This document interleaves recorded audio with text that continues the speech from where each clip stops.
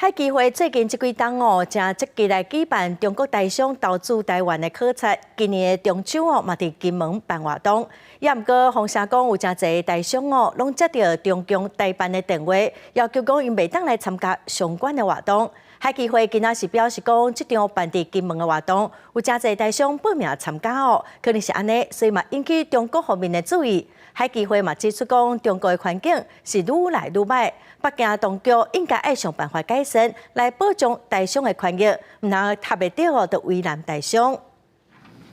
海基会秘书长郭瑞正欢迎大家的超过100位台商。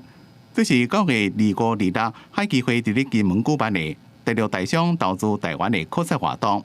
董事长李大为也亲自参加。不过，这马团讲，伫事先中共台办系统有打电话予18位重量级的台商协会会长，甲因讲袂用参加。台商担心中共会事后报复敢听无听话企业，所以唔敢返来台湾。但是台积电常务副会长狄锁令讲，无听过这件代志。第一次听到这个消息，我们很多人去了金门啦，所以也没有要求你们说不可以去参加海基会的一些投资活动，平常也没有，都没有了。这次海基会发声明讲，这边到金门办活动，报名的人数超过5期，所以引起大陆方面注意。希望大陆方面应该积极改善投资环境，促进两岸经济正常发展，唔通卡袂到就为难台商，对因家己也无好。但是并无否认这项传闻。中共想要组织台商会台，也互外界认为是不是介入台湾2024年大选的手段之一。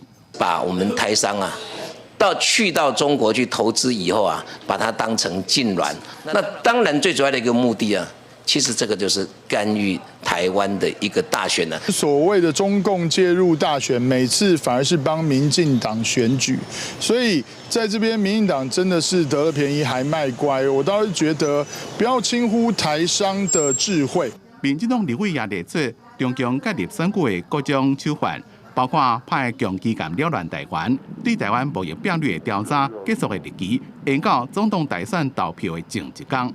所以提醒民众爱注意。记者综合报道。